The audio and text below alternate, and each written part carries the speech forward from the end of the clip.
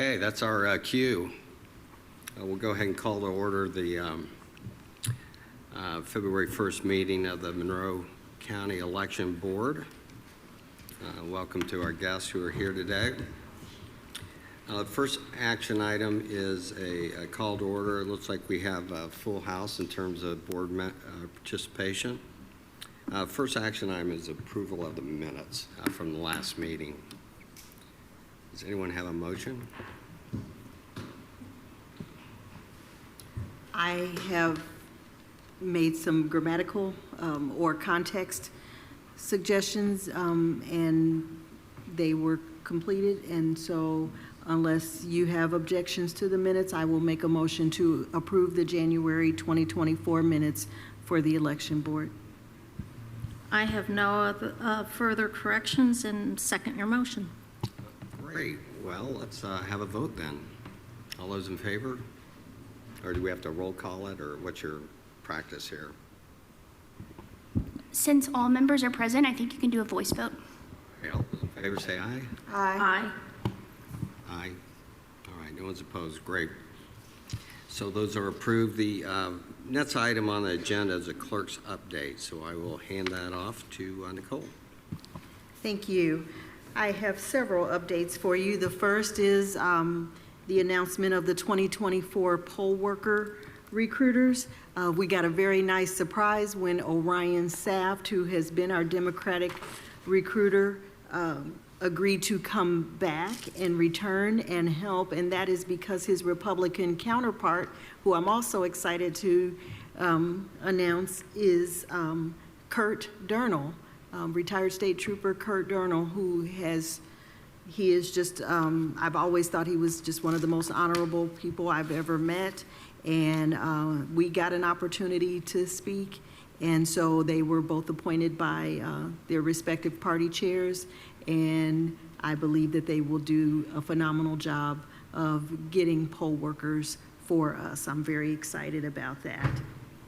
I wanted to let you know that candidate filing closes on February 9th. Can you believe that it is already February 1st? So you have 8 days if you are considering running for an office to get your papers filed with the Monroe County Clerk's Office. Our office is busy right now verifying signatures for presidential candidates, and that is quite an undertaking. And I'm grateful to them for their hard work on that. The deadline to register if you want to vote in this primary election is April 9th, 2024.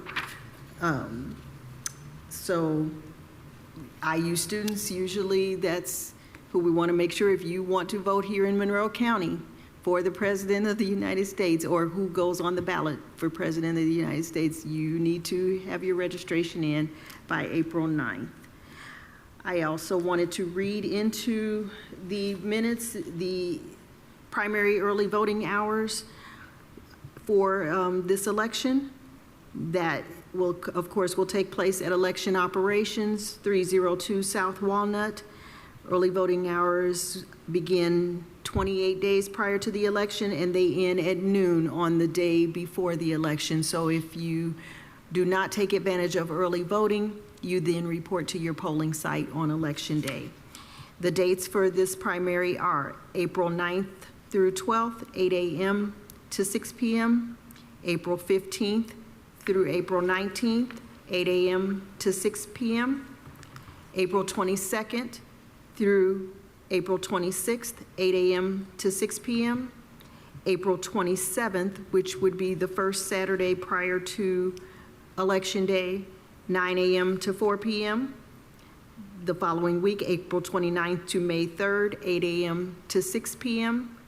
On May 4th, that second Saturday, just prior to the Election Day, 9 a.m. to 4 p.m. And then May 6th, which is the day before elections, 8 a.m. to noon. Those are our early voting hours for this primary. And then finally, I just kind of wanted to give some legislative updates. Piece of trivia, I chair the Legislative committee for the Clerks Association.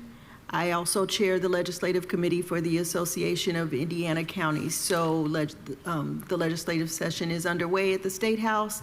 I have been once or twice per week up in Indianapolis testifying for Clerk Ask, responding to other ask, and there are a couple of bills that I thought I would make sure that you knew we were following.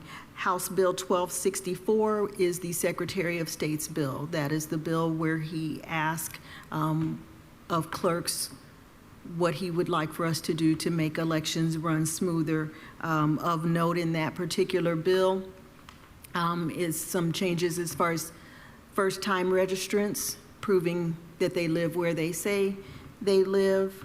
And then also he has some measures for dealing with voters who are U.S. citizens but not natural-born U.S. citizens in terms of cancellation versus making their registration status inactive. It's interesting. House Bill 1265 is the Indiana Elections Division bill. And so, for example, if a county election board of a county is not designated as a vote center, establish a plan that specifies the method and timing for providing absentee reports to the persons who are entitled to receive those reports. Allowing a voter to deliver signature verification affidavit that was signed by the voter to an absentee board at a circuit court office during the period of early voting. So they have some changes that they would like to see happen.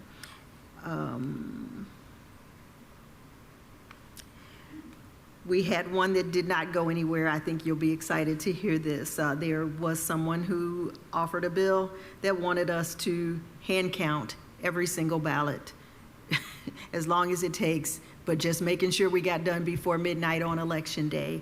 That could have been quite interesting. I am very proud that it did not pass out of committee. House Bill 1376 is actually something that the clerks asked for last year. It did not pass out of the legislature last year, but it has passed out of House committee this year. Clerks are asking that we not have an election referendum in a year where we don't have a general election or a municipal election. So that bill will go over to the Senate for consideration there. I am really proud of this week, the fact that Senate Bill 170 passed unanimously out of the Senate Committee for Corrections and Criminal Law. And what that is we have asked the legislation to expand the definition of an election worker to include our poll workers, and that means that if you try to intimidate, harass, commit violence against, or in any way threaten somebody who is helping to put on a free and fair election, it is a level 6 felony, and it just embraces the poll workers in that definition of an election worker. That does still need to go to the House side of the State House. And I think that might be it in terms of my legislative updates. So I've given you every update that I wanted to. Thank you so much, Mr. Chair. Thank you. This is an opportunity now for any public comment related to the clerk's update. If anybody would like to address the board, now would be a good time to do it. Just come up to the lectern and state your name, and I don't see any. So now that we've gone over to Teams, is there still a chat function? Yes. Okay. How do we know? It's turned off. Turned off for the meeting, we need it turned on. I just recall someone sending me a text that they had sent a message in chat and we did not acknowledge it. That was prior to you, sir. Chat has been disabled for this meeting.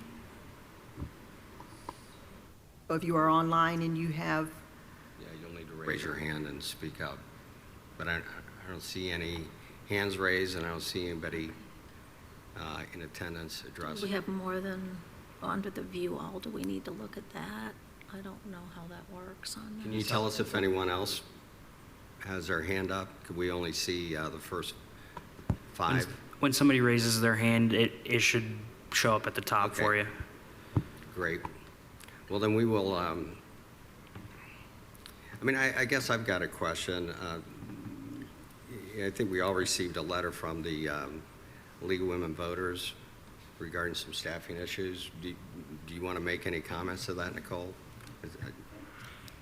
I feel confident that prior to the next election board meeting, the staffing issues that have been raised as a concern will have been addressed.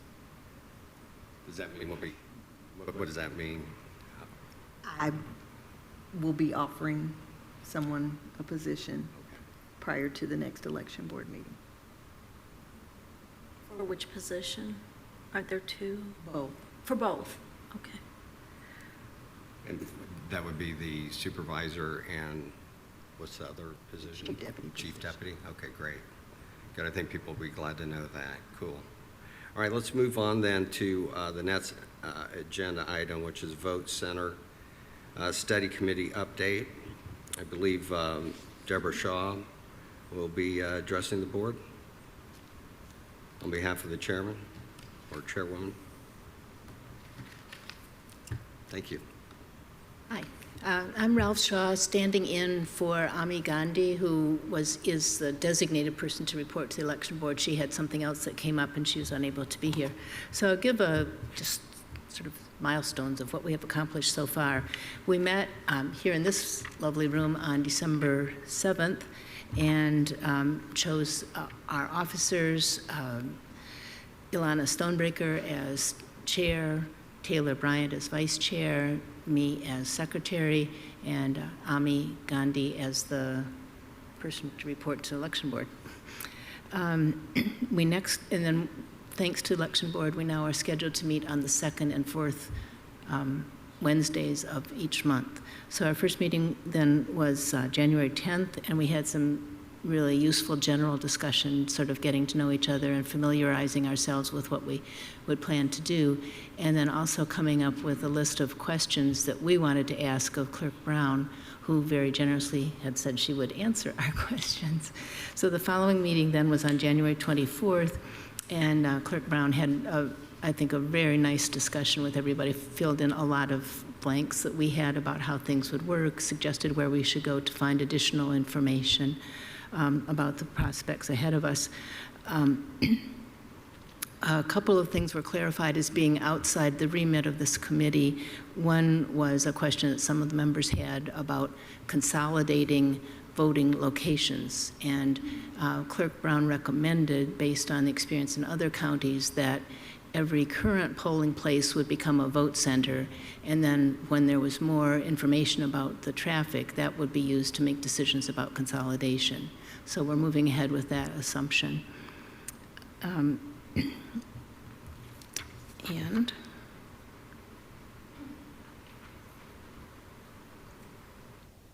I guess there was, another question was if the county anticipates moving from hand-marked ballots to electronic voting machines, and again, that was said. Open it. It would immediately come up and say something is broken, we can't open this. Let's see, he's muted now. Great. Sorry, can you start that again? So, okay, the last piece was that there had been some question about whether there might be a move to electronic voting machines, and Clerk Brown specified that, or clarified that that was not in the plans now, and if it comes up in the future, that she was very confident that we would be able to have vote centers, whatever kind of electronic, or whatever kind of voting equipment we would use. Is that an issue of just not having a guess on the amount of ballots to print at a voting center, or? No, we haven't talked about that specifically. Okay. It was just that some people thought that if you had if we converted totally to electronic voting machines, then it would have different implications for how we would conceive of vote centers, I guess. And we were told, don't even worry about that. So we were not. And that's the end of my report, or Ami's report through me. All right, do any of the board members have questions for Rob? I do not. It was an absolute delight to spend time in your company, and you all were very gracious. I thought the meeting went very well, and I thank you for inviting me to your meeting. I'm not sure it's really to you, Ralph, but Nicole, I'm confused. I thought part of having the vote center committee was to look at places where we could consolidate. And that's one of the things it looks like is on what we asked them to do on the vote center study committee. So that is a model to consolidate. They asked me specifically about a universal model, which was what I did recommend, and I was looking at that following Marion counties, because if you consolidate, there are people on the vote center committee who are concerned that some people will be disenfranchised. So if you removed one that is more rural, that then they would be disenfranchised. And so I talked about Marion counties. She did not reduce. She just made every one of them a polling site. And then once you had some data about where that traffic was, that then you would be able to make a more informed decision about if or where you should consolidate. So you're saying that if we have vote centers, then you'll see where most of the people come to before you eliminate anything. Is that what Or you're you telling would me? consider I see. eliminating, if you decided to eliminate, because again, I'm going to say at least 3 members there were concerned that, if you pick and choose where you're going to remove them from, and you did one from a more rural part of the community, their concern is that you would disenfranchise. Well, I think that definitely don't want that to happen. I can understand that concern. But I also want to balance out, the expense of continuing to staff all of these different locations. However, if as long as that's still in play at some point. I mean, I think everything is a discussion. One of the things that I have tried to say or express, concerns I've tried to express, is that, the point of a vote center is more access. More access doesn't necessarily mean less money. True, I agree, but I thought, the whole point of having this committee is to look at everything and see what we can do. Whether it ends up being less expensive is one thing, and the main purpose would be to make sure no voter is disenfranchised. Correct. But do we not have information now on who goes to some of these locations, and are we only getting 10 people at a location that we could perhaps? I mean, don't know. I think that, in terms of a vote center, obviously, every election day, I am able to see where our busiest polling sites are and our least busiest polling sites are, and that is public record. I give that information out. Sure. But we've never had, obviously, a circumstance where we know, because you're able to access anybody could go there and access their ballot other than early voting. Right. And that has only been in one place. Do you know from these I think there are at least 3 plans from Hancock Green and another. I did share a few vote center plans with the committee, or not with the committee, with the election board, and asked if they should be forwarded to the committee. I just found them on the Secretary of State's website where they were filed with the election division, so those are just some that could be provided, but not necessarily. I didn't pick them for any given reason. Okay, well, I guess my thought is, what have other counties done? Have they waited? Have they gone to the universal model and then waited? Or have they been able to pull stuff together by working as a community to streamline this as quickly as possible? I just wanted to know. I don't know, obviously, if that hasn't gone to the vote center committee yet, to see what other counties have done to then decide to be a vote center county. if we look at those, perhaps that might give the committee a way to go if we can try to get this done as quickly as possible. But obviously, it's not going to happen for next year, correct? For We this don't year, have I any mean. elections next. Right, but this year, we're doing what we've always done. Correct. Okay, so we have a couple years, really, this year and next year. I hope to not have this discussion take place for the next couple of years. Okay. So we have time. Well, and I guess that could be open then, as you start looking at other counties to see what they've done. If they give us some kind of, or the committee some kind of guidance on how to do that more quickly than doing a universal, that's fine. But I just don't want to lose that as an option. So That's right. One of the specific assignments is to look at what's happened in other counties. And so we will be doing that once we kind of know what we're doing in our county. one other thing, Molly, do you have access to a plan from a county that actually has a university in it? Off the top of my head, no, but I can look for a university, town, city. Because we plan. do need 2 more, Okay. right? Because we have to have at least 5 based on this, Based on the the document that the resolution. election board passed establishing, yes. Right, okay, great. Well, I would certainly like to have at least one that has a university to see how they handled that. I think that's one of the criteria. Yeah, because the way I understand it, and I wasn't on the board when that resolution was adopted, but really we're looking to the membership of the committee to make recommendations, so I wouldn't want to put anything off the table or on the table and leave it to the judgment of the folks who have stepped up and agreed to be on that committee. I mean, it's super important work. I'll take your advice back to the committee. Great, thank you. Is there any public comment regarding the Vote Center Study Committee? Seeing none, we will move then to old business. The first item on the agenda are, late filings regarding 2 city council candidates, Isak Asari and Steve Volan. And I see Mr. Volan's here. How are we proceeding on this? Is there a specific recommendation in terms of the disposition of the late filing? I would invite, I believe there are a couple of separate issues Okay.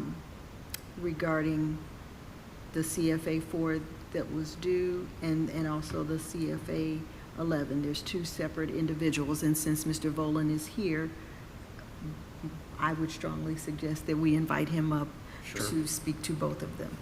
Great. Go ahead, Steve.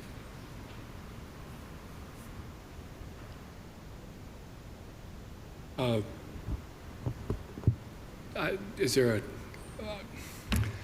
I only found out that I was invited last night.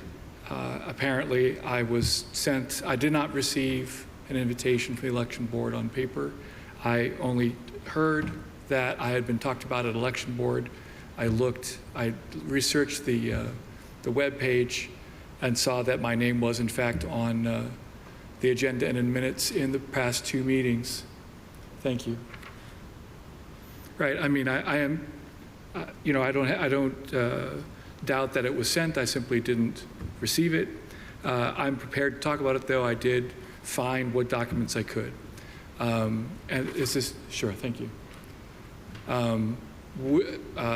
With respect to the CFA 4, I was several hours late, and I take responsibility for that. So I don't know what more to say. I gather also that I have a CFA 11 that's outstanding. I was doing research. I thought I filed it. On April 29th. It didn't occur to me until I was sitting here to look in my email, and I can only say that it was the heat of the campaign. I'd never filed a CFA 11 before. I'd never received a donation that large, and I apparently filled out the form and emailed it to the state. And the state very politely wrote me back saying, it's fine, but you're not supposed to file with us, supposed to file with the county. And so for some reason, I sent it to the election supervisor via email. This is wrong. I can only say that I was insane. It was 4 days before the election, and I did not think about it clearly. So that's why, I mean, I did not see a record of, I thought I filed it. I did not see a record of it in the county election filings, and I realize now that that's why. So with that, all I can say is these are my fault, and I'm happy to answer any questions. Board members have any questions for Mr. Volan? Is there a specific remedy that we're seeking today? So, again, previous incarnations of the election board, we streamlined, let me say this, let me back up. This is not candidate Volan's first offense. We have previously previously followed the warning, the second warning, 25% of the fine, 50% of the fine. He has incurred the maximum before, which is $1,000. And so I don't believe the option exists now to go back. It would be a fine because of the past instances. So on the CFA 4, it would be up to the board to decide how much the fine should be. It was late, you filed it that day, Well, that day, it was late by a few hours. and it's $50 per day for 1 day. So I'm happy to make a motion on the CFA 4 to fine Mr. Volan $50 per the policy. Is that a motion? Yes. Okay, do we have a second? Second. Do you want to address that, or? No, I think that's perfectly fair and reasonable. Okay, well, let's go ahead and, is there any public comment on that motion?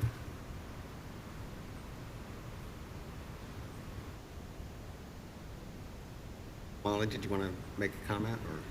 I would just suggest a roll call vote on these matters. All right, then let's take the roll call on the motion to levy a $50 fine for the late filing of the CFA 4. Nicole Brown, Yes. John Fernandez, Yes. Judith Bankart. Yes. And do we need to take action on the CFA 11? With respect to the CFA 11, did I understand you did file it at the wrong place? I mean, I didn't file it because not I sent it to the wrong place. It was never filed with the appropriate, with the election voter registration. Again, I don't know why I thought this was the appropriate, but I emailed it. I can send you the email chain.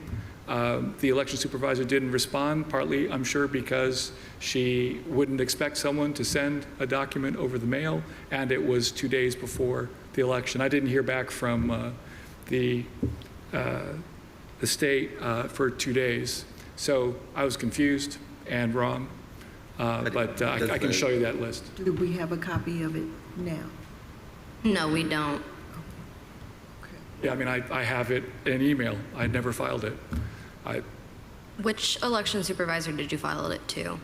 I emailed it to Tricia Martin. Tricky. Okay. And again, I can forward you the, I mean, it's not an excuse, just an explanation. No, it's fine. As long as it gets forwarded to our office, that way Sure. we can get it filed. Sure. I would be willing to consider a warning in this instance. I can see how you could be confused and send it to the state. So I would be open to entertaining a motion for a warning. I just have a quick question before that. Have you ever had to file a CFA 11 before? Never. In your history of, No, because you've I- been active in politics here for a long time, so I just wondered. And if that's the case, then I second the motion, that it be a warning only.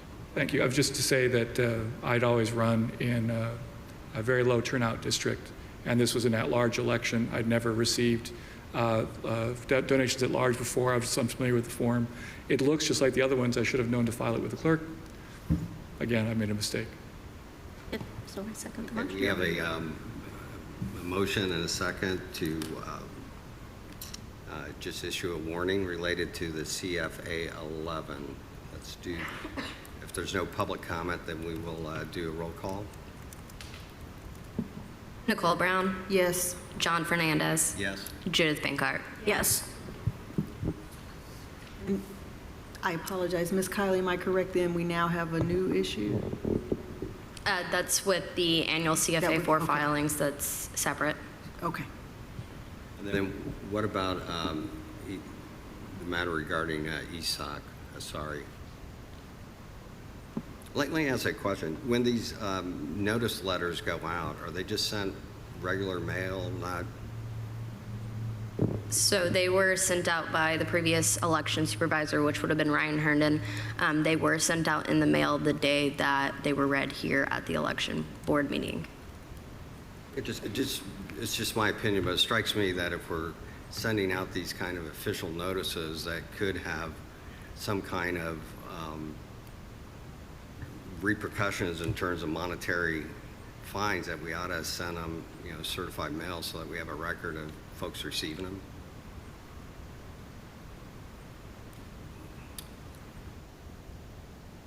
I think that'd be good practice. They should go out by certified mail in the future if you can do that. It just seems like a reasonable thing to do.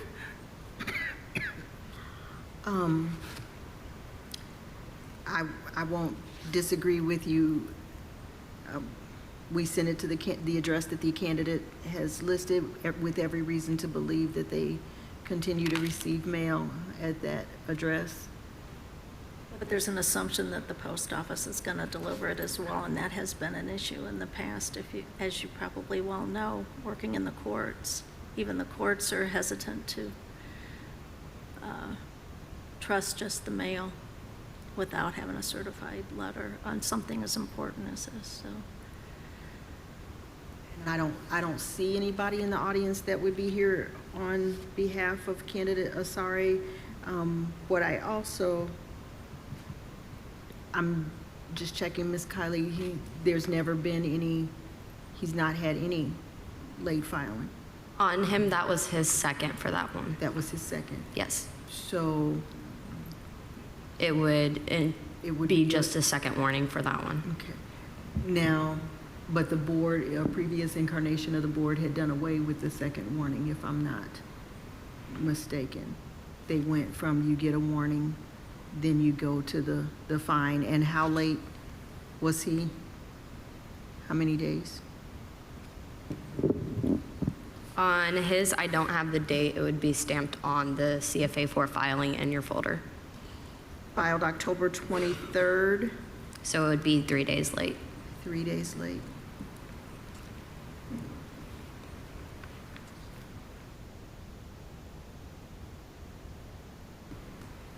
So under the late filing rules, that would be a $150 fine? Yes.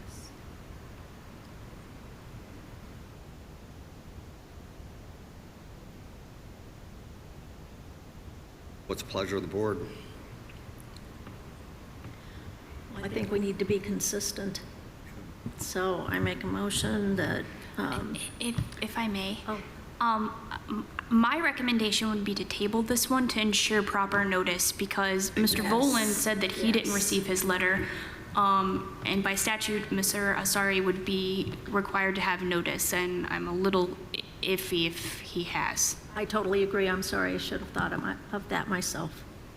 May I just say, I had dinner with Mr. Asari not 3 nights ago, and if we had known we were both on the agenda, we would have talked about this. We simply were unaware of it, so I haven't heard back from him because I asked via text if he knew about this. So, yeah, I would give him the benefit of the doubt. Thank you.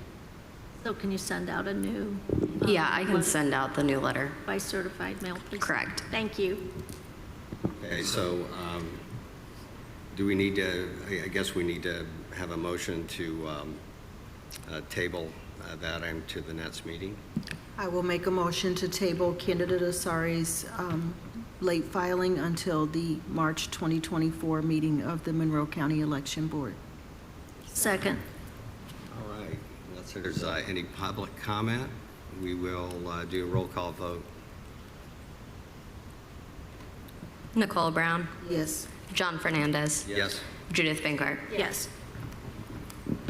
Okay, the next item on the agenda is 2024 poll site locations.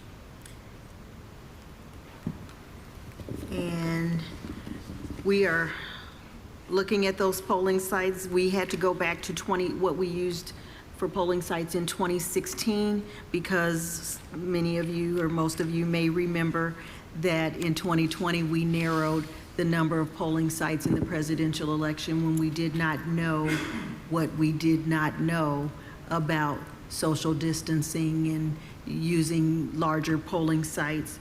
So as I reviewed these within the last few days, there are some that are no longer sites, but that we may have to reconsider.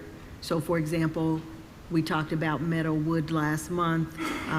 I see that we were using the IU football complex, and this is because of what I've been advised is the construction on Arlington, on the bypass, and Arlington Elementary is one of our polling sites that we use. It is highly unlikely that we will be able to use that as a polling site on Election Day. So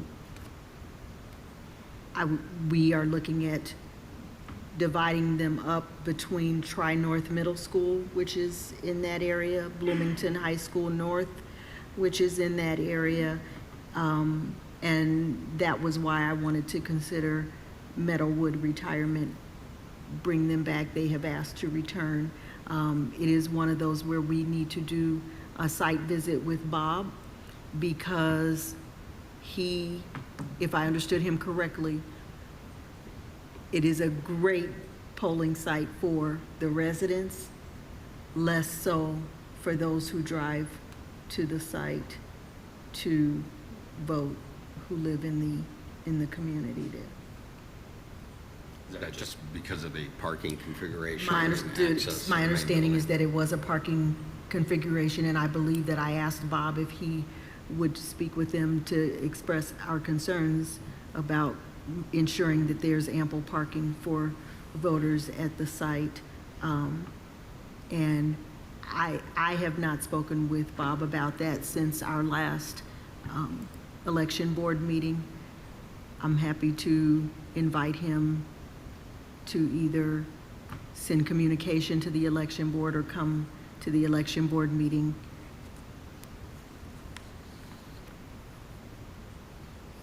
We still, am I correct, Ms. Kiley, we still had some that have been polling sites. We have no reason to believe they won't serve as polling sites again, but we had not gotten the confirmation from them that they are still willing. Yes. So we still have some work to do to ensure, and I have no reason to believe that they won't.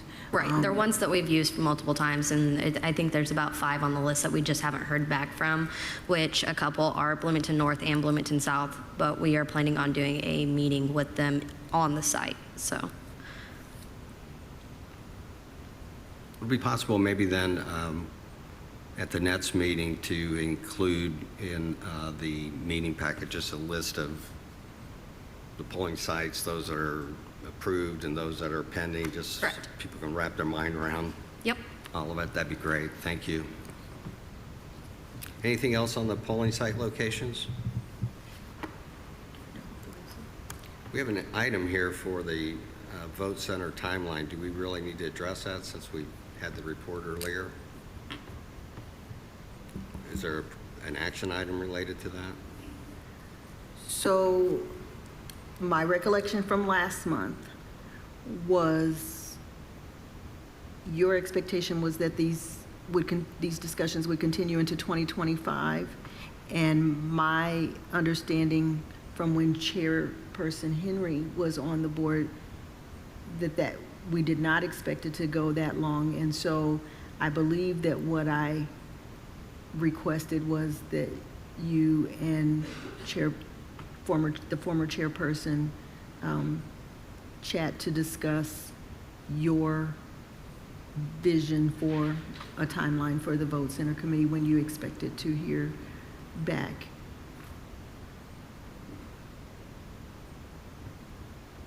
Did you get a chance to talk to him? I mean, it seems to me that unless the committee has an allergic reaction to it, that we ought to be able to get a report this year. So with that, I know that they were talking about meeting for 3 months and then coming back to the election board and deciding whether that they were going to continue or to finalize. So it would be January, February, March, and then they would come to the April election board meeting. Great. I think my only point was that I didn't expect the vote centers to be effective for this election. That was when it gets decided and how they reach their conclusions, fine with me. Yeah, and I think that was certainly previous chair's point of view, is that it just might be too much to try and implement in such a quick fashion when it does have some significant ramifications. We want to make sure we do it right and not confuse people in a big election like we'll have this year. Correct. Great. All right, the last item under old business is the election workers' job description. Just for the record, I just want to point out that I did invite some of our poll worker, early and absentee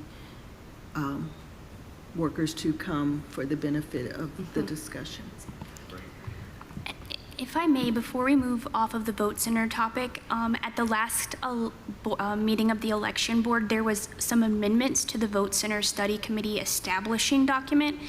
And I don't know that all of the board has seen those and approved or voted on them. So I have, and I can share my screen, what I believe is what the changes the board wanted to make last time.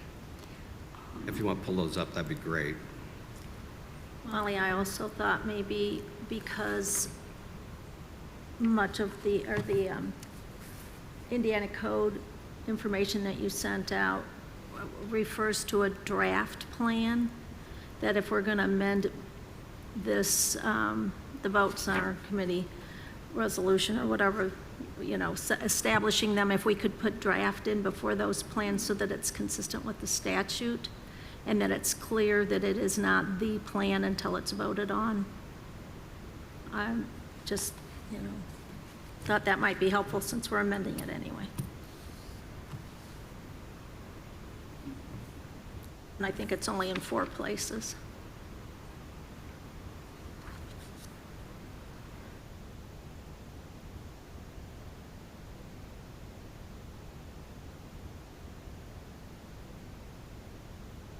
See that? It looks really big on my screen, so I don't know how to make it bigger on the screen that you're looking at. I can see. Unless TSD can tell me how to do that, I'm not sure how to. Can you try zooming in on Word? Like bottom right corner?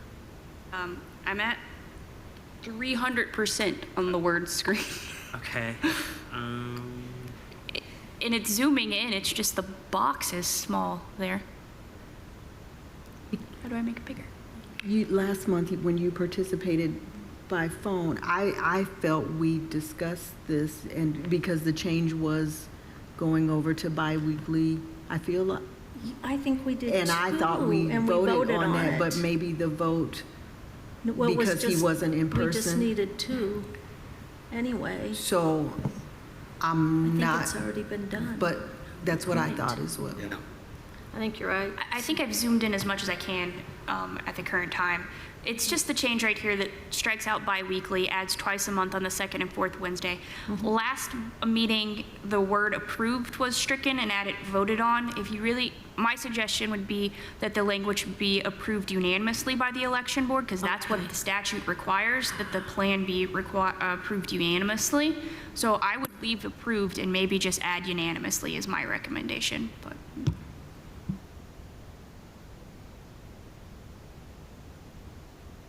Do you want to put the draft in there? Is that being too picky? I can do that real quick. Okay. So before, you're requesting that before any mention of the plan, that it just say a draft plan? Right, and I believe it's, that, like I said, it's in 4 places where I found it. Paragraph 1 has 2 places with it. Paragraph 2, the second paragraph has 1. And then in the requirements, paragraph 4A has 1, or it needs to be in. So, Again, Molly, I always hate trying to wordsmith things live in a committee, but when I Me too. read the language, the way that sentence is constructed, that says a vote center plan to be presented and approved unanimously by the board, that struck me as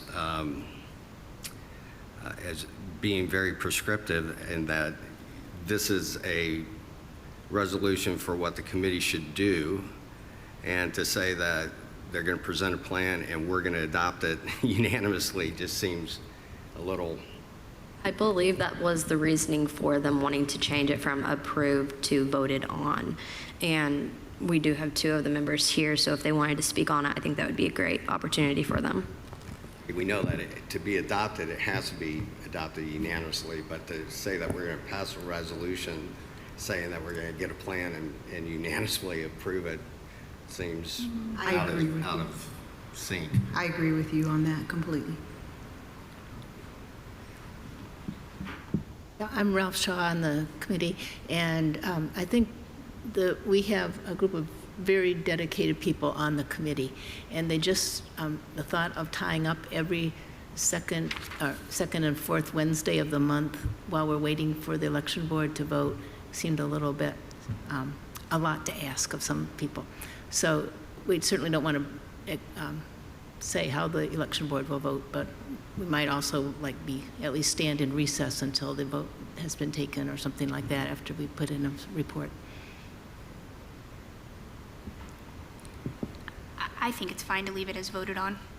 But my next question has nothing to do with this amendment, but since we're amending this, I wanted to see if the election board would consider whether there's a need to or not to add language regarding proxy. Right now we have membership qualifications. It doesn't address what happens if a member of the vote center committee needs a proxy.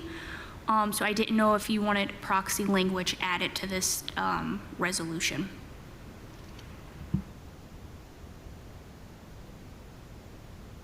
I think that makes sense that we should consider it, because if somebody sends a proxy, for example, Ms. Stonebreaker, or, anybody that's, running the committee meetings, if they send a proxy, they may not be in a position to be able to run the meeting.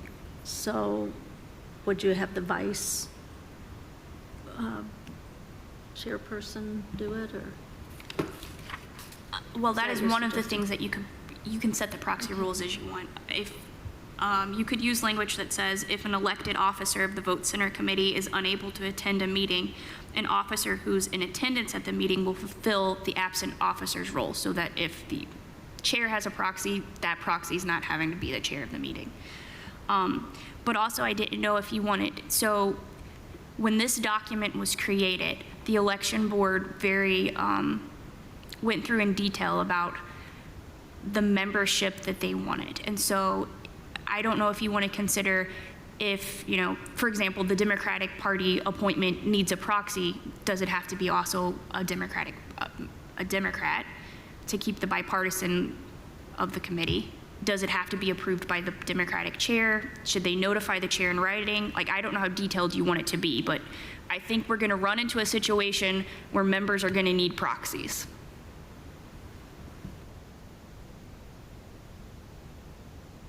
We hear from a member of the committee, if you don't mind.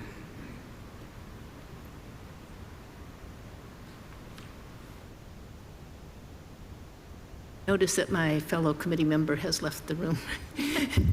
I think it would make sense that, since we are working, as was pointed out, we're working on having a representative committee, that having the people who appointed the original members would appoint somebody to serve as proxy would make sense. It means that that's a lot of work for Nicole Brown. If anybody of her, she had a lot to appoint, and some of them were a struggle. So I guess I would wish them very good health.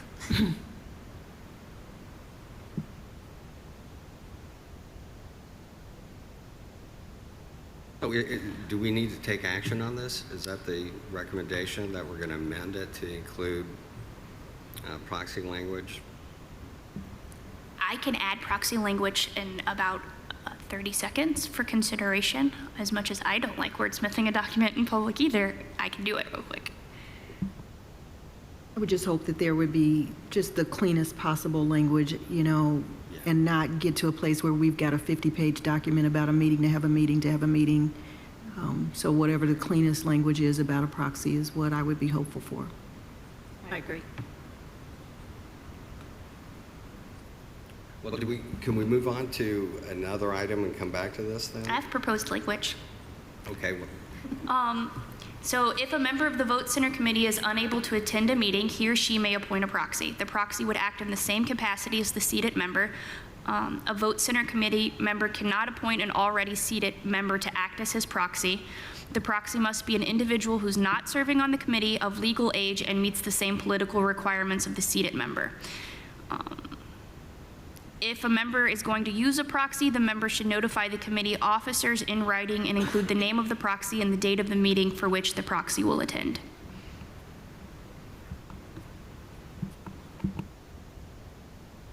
is that clean enough? That's clean enough for me. And then for the second part, to kind of address the issue that Judith was saying, if an elected officer of the Vote Center Committee is unable to attend a meeting, an officer who is in attendance will fulfill the absent officer's role. So the proxy isn't serving as the chair. Okay, I will print this and give you guys a copy of it in about a minute. Okay. So do we need to act on it? If you would like a motion to approve the language as presented, I will make that motion. Great. We have a second? Second. All right. Any public comment?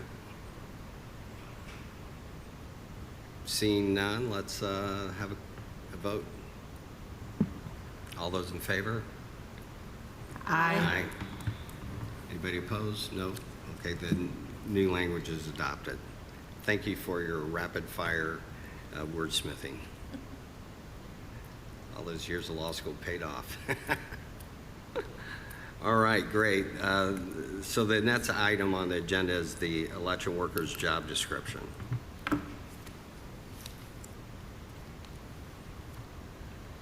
Do you want to address that, Nicole, or? If you would like for me to address it, I will. Just to bring you up to speed, Mr. Chair, there was an incident that last fall, and when I say incident, I don't want it to sound like a bad thing. Actually, it was workers who were honest about the fact that they had been overpaid. This triggered scrutiny or scrutinization of paying our absentee workers their rate of pay versus election day workers' rate of pay. And so, as I have today, I invited those workers to the election board meeting at that time, because I think many times when people think that they know what a poll worker does or what an absentee worker does or what a lead does or what an inspector does, they think they know, but they don't know. And I felt that the people, and the same people are here today, not only more than adequately addressed their expansive body of work and how soon they start working prior to elections and what all they do where they are not being compensated. That coupled with the fact that, we now, all 92 clerks now face difficulty in recruiting and retaining quality people because they're concerned for their safety. And with everything that there is to do, I did have one of those workers tell me, you know, as they knew the pay was coming under scrutiny, that, you know, we will get you through this election, meaning the municipal, because we've already committed to this. But if our pay is going to be reduced, good luck next year, which is the year we are now in. And so I feel like this is a solution in search of a problem. Absentee voting has been going on, obviously, to differentiate. We use absentee workers, the term absentee workers versus election day workers. We have paid them accordingly based on the jobs that they do. Sometimes they almost directly translate to what absentee almost directly translates to what happens on election day, but in many instances, and my absentee workers can tell you, they are doing so much more. In fact, I believe I have one who not only serves as an absentee lead, but an election day inspector, is that correct? Who can articulate the difference. I say that because we did get the 4-page memo. The only thing I want to address before we start talking is I do not want anyone to have the impression that I have never spoken with a commissioner or a council member. I have appeared before the commissioners with respect. My recollection is the commissioners, when I was looking to raise election day poll workers' pay because it was so abysmal, they wondered why I wasn't asking to raise the absentee as well. My reasoning at the time was they got so many more days of pay. An election day, of course, you only get paid for the one day, but I also had appeared before the council and very much remember my liaison at the time reminding them that this is a business, that elections is a business, and you know, you're overseeing this small business with hundreds of workers, and they were supportive of that. So I'm not sure how it's translated that approval has never been sought. But as long as we are seeking approval, again, I do want to see their pay raise for everything that I said. It's difficult to recruit and retain. They have the institutional knowledge. Poll workers are increasingly concerned for their safety, and they have every reason and right to be. And that's all I want to say by way of bringing you up to speed, sir. Well, I get all that, but what's on the agenda is a reference to the election workers' job description. Correct. So I had a question. This is more of a general question. In the code, when we refer to student workers, what does that mean? Does that mean like high school students? Yes. Or okay, that's what I thought. Yeah, so the student poll workers for 16 and 17-year-olds that are in high school. So the language in red is the proposed changes to the current job description? There are not current job descriptions. Okay. So the red is just the recommended additions to the first draft? Correct. Okay. And along the same lines as just general recommendations to the job descriptions, in the packet that you received last time, there's a document called Poll Workers in General. It has a list of requirements and then all of the other job descriptions cross-reference. Typically, that's not how we do job descriptions. We put all the requirements for one and we don't cross-reference documents. So I would recommend just putting everything that's needed for that position in that job description. The other recommendation I would have is each of the job descriptions have an established pay rate. Typically, we do not include pay rates in the job descriptions because then if the pay is adjusted, we'll have to go amend the job description. So the salary ordinance established by the county or ordinances established by the council or the commissioners can establish the rates, but I wouldn't put them in the job descriptions. And then lastly, I would recommend including language in each of the job descriptions that kind of gives an idea of the duration for that position. So I know, for example, the absentee clerk says that position is for a 28-day period. If we could put language similar to that in all of the job descriptions, it helps council budget, and it also helps the person filling that position to know what the expectation of how long they will be working.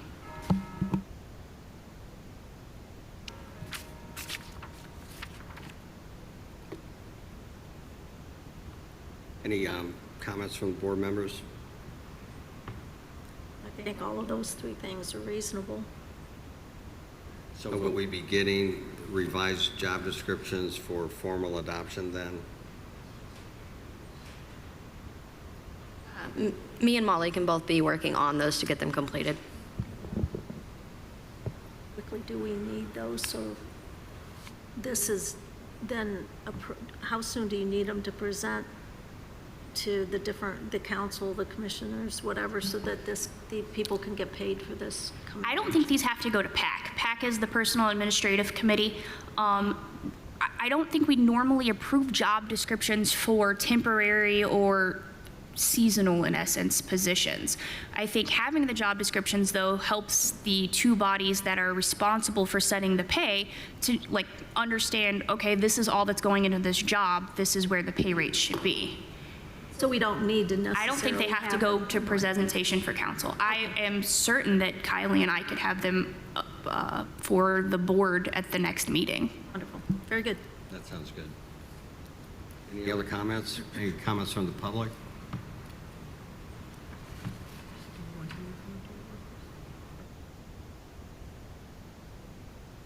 Any members of the public would like to address the board, we'd welcome your comments.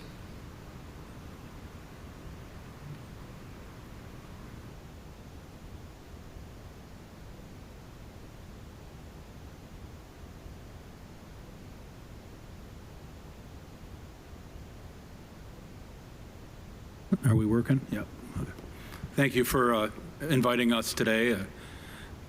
I was present last fall on invitation along with Ms. Roberts and one of the... Can you state your name for the record? Yes, I'm sorry. My name's John Lettner. I'm the Thanks, John. Democrat co-lead for the early voting administrator. And we were asked, it was brought up by county attorney about creating job descriptions. All of the leads through myself and in conjunction with Kylie put the job description together, not only for ourselves, but it's when it kind of became clear that, as Ms. Brown mentioned, that some people don't quite get there's some significant differences between early voting responsibilities and election day. They kind of cross over and then they kind of don't. So we went as far as to create job descriptions for election day positions, because on election day you're given a title, whereas in early voting you're just a poll worker, not just a poll worker, simply put, poll worker. So I just wanted to take the opportunity to thank the group. I think it was a great recommendation to come up with those job descriptions. I think Kylie did a great job working with us to get them done. We're really looking forward to 2024's primary and general election. We do this for years like this. We're very busy at this current time. The 4 lead/administrators. We know there's some turnover in the supervisor position, but we're excited to see that filled and get working with the new folks. I just wanted to make that opportunity since we were invited. If y'all have any questions, I'm certainly willing to answer questions or ask my co-leads to help. I don't have any questions, but I do want to express my gratitude. Having been an elected official and a voter for a gazillion years, I think we sometimes just take these things for granted. And, the democratic system we operate under, requires the fair and accurate administration of voting. And the people who dedicate their time and volunteer, essentially volunteer because we know no one's getting rich doing this work. It's so important, and I'm just grateful to you and your colleagues who are here for the work you do on behalf of all of our citizens and voters. Thank you, Mr. Mayor. Former. Any other comments, questions? I agree totally. So is the plan then we'll have the descriptions for the next meeting? Great. Any other public comment? Seeing none, we will go to new business, and we have an update on the annual CFA 4 report. And I think we have a list of missing CFA 4s and 11s.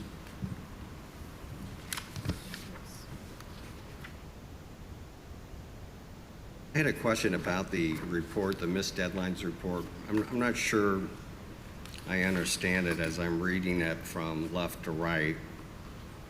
I'm not sure what was received.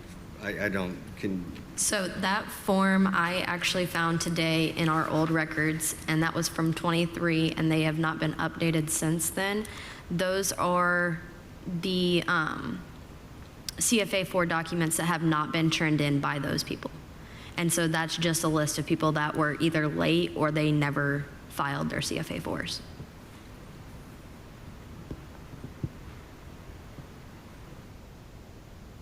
so if I'm reading this right, I guess I'm confused by the top line where it says received, then previous. I don't, So this is just a record of the reports that were turned in late. So for, say, Hans, he had 3 that were not turned in on time, or the most recent on that document was not received until a later date.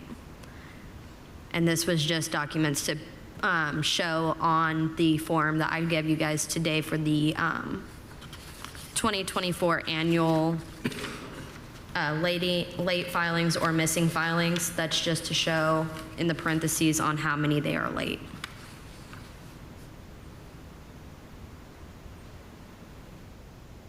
so, I guess I still, so let's take the top one, Andrew Gunther. So So the a letter was first- sent on the 19th in 2023. We never, ever received a filing. That's what this is stating, that it was never received from that candidate. Then if we move down to the second one, Ms. Jeffries, They filed late for the 22 primary, the 22 pre-election, and then did not receive their annual. so all of these essentially have an outstanding filing. Yes, whenever I printed this and added it to the packet, I essentially was just to refer to the 3 that are also on the filing for this year for the 24 annual filings.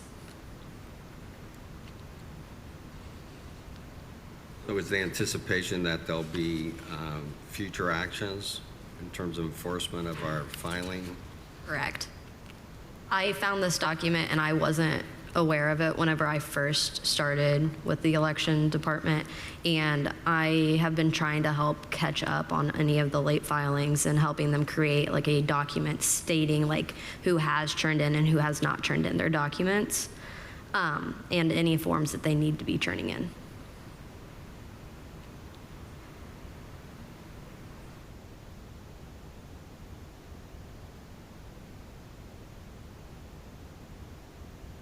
This is, just seems kind of odd. I mean, because under the recently adopted fine system, I mean, we're talking like a year late, Yes. you know, and that just seems that if the election administration didn't take any action, that just seems unreasonable, that we would say, okay, we figured out that you're a year or two late, so. Correct. My understanding for this was that on these, the ones that I did highlight, they all had said forgiven.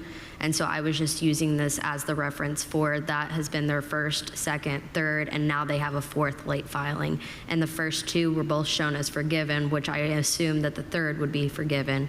And then the fourth, now that we are under the new standards, then we would continue from here. And Mr. Chair, part of how we got here was we were torn between, you don't want to discourage a candidate from running, by pounding them with fines, but we also wanted it to be taken seriously if you don't turn your reports in a timely manner, which is how the fines became streamlined. We used to send out a courtesy letter, which is not our responsibility to do. It's the candidate's responsibility to know the deadlines and to meet them in an appropriate manner. We went over and above to try to let candidates know, and it did not appear to be appreciated, respected, or welcome. And so now we went from the very generous fine system to a more streamlined. Many of these, if they still have not turned them in, it will likely impact if they should decide to run for another office. This will come to light, and they won't have any choice but to address it at that time, because someone will probably put up a challenge to their candidacy. I'm hopeful I made that make sense. So we're not actually taking action on these? No, this is just a reference of showing that they have had multiple filings that were late in the past.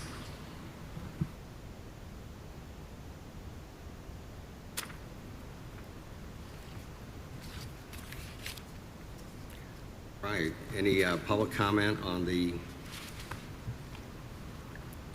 annual report for CFA? I have asked Kylie to send out invitations to those who currently have outstanding annual reports so that they can be here for the next meeting. Great. All right. Any public comment? I don't see any. I don't see any on the screen, so we don't have any further business, so I'd entertain. Actually, Mr. Chair, I do have one thing that I'd like to discuss with the board, which I kind of referenced in the memo that I sent about the job descriptions. And this goes to the appointment of election workers, including absentee, travel, and election day workers. And I'm bringing this up because I think we could probably address it at our March meeting within the timelines.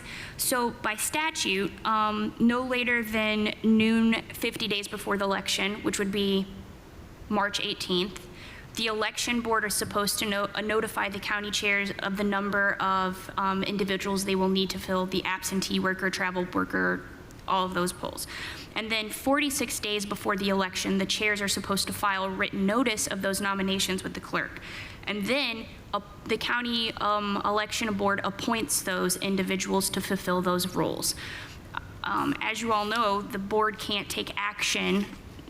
The election board takes action at a public meeting. So I think that those individuals would have to be officially appointed, not saying that they have to be here for the appointment, but the appointment should occur at an election board meeting, which I think we could do at the next meeting if, because I think the April meeting might be too late.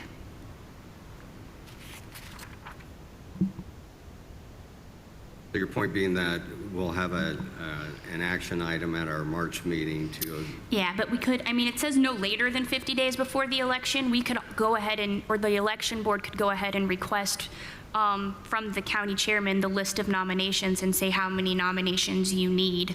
And then we would have it in place for the March meeting. I would recommend the appointments be taken care of by resolution just so that there's a written document. A resolution is not required, but it would just be what the board's preference is. That way we have the record of making the appointments and who they were. Yeah, that makes sense to me. Any comments from the other board members? No. Great. right, well, we'll look forward to that action item at our next meeting. So as for clarification, is the board requesting that notification go out to the county chairman of the number of nominations that are required?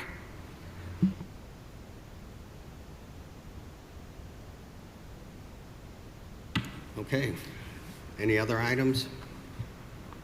If not, I'll entertain, oh, go ahead, Well, Judy. I don't know if this is, I received a handwritten letter through Laramie Wilson from Mark Hagerty. And I just wanted to let you know about it because obviously we can't do anything without being in a meeting. And he put in here, it reads, "Hi Judith, let's discuss my write-in vote. Thanks, Mark Hagerty." That refers to a write-in vote that he submitted during the election, the municipal election on November 7th. I responded to him via email with just indicating that I'd received it, that this was any kind of discussion needs to be in front of the board, with the whole board, that I could not discuss this alone. And I sent him an email that said, that basically, should I read it in or it doesn't matter? I mean, it's kind of general. I put in, "Mr. Hagerty, I'm in receipt of the note you asked Monroe County Election Central to forward to me. I do not believe that any discussion you would like to have regarding your write-in vote during the November 7th, 2023 election should take place with me alone. My any discussion should be held with the entire election board. If you would like to have a discussion with the election board, please contact Election Central and request to be placed on the election board agenda for a meeting. Our meetings are held on the first Thursday of each month. Sincerely, Judith Banker." Just so you know. Okay, that's all. And I had been advised by a colleague that I was given a different name, but someone who was concerned about a write-in, their write-in vote. We did not have any write-in votes in the municipal general, so if you chose to write something in, we had no certified write-in candidates. There is nothing for the election board to consider as votes are tabulated for a non-certified write-in candidate.